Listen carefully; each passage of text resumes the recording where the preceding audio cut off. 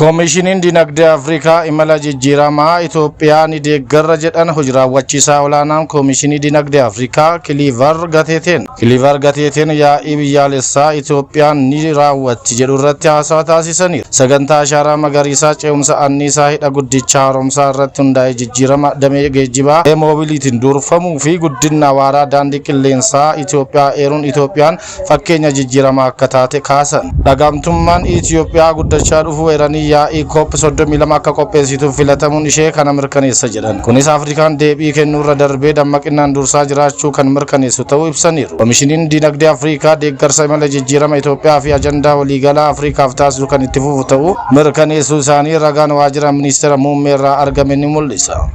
Ijaarsi biyyaa dhaloota tokko qofaan kan xumuramu miti Dr. Abiy Ahmed. Ministeerri muummee Federaala Dimokiraataa Rippaabilika Itoophiyaa Dr. Abiy Ahmed yaa'ii biyyaalessaa Itoophiyaan raawwatti jedhamu kan mata duree jijjiiramarraa gara ce'umsa waaraatti jedhuun qophaa'e irratti argamaniiru.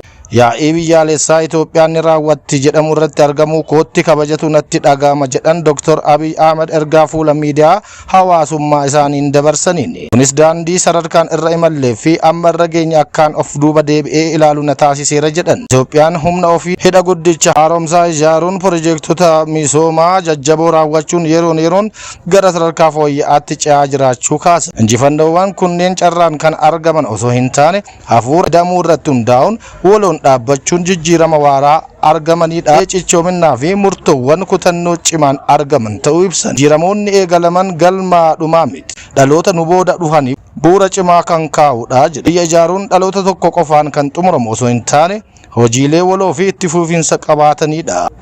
Tokkoon lammiilee Itoophiyaa cichoominaan gara fuulduraatti akka imalan kan dhaale caalmatti guddisee ol ka'iinsa caaluuf akka hojjetu waamicha koon dhiyeessaa jedhan.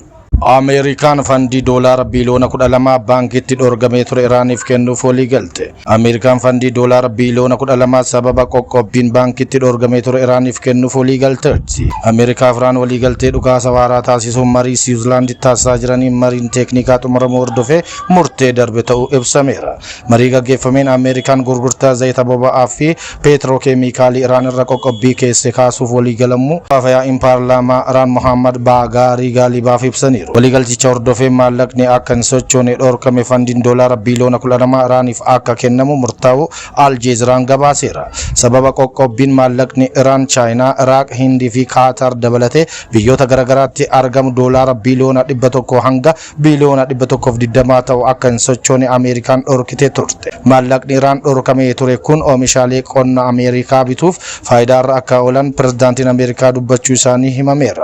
Iraan gama isheetiin dhaabbanni anniisaa atomiik idil addunyaa buufataalee niikuleeraa Iraan irratti to'annoo akka taasisu eeyyamteetti.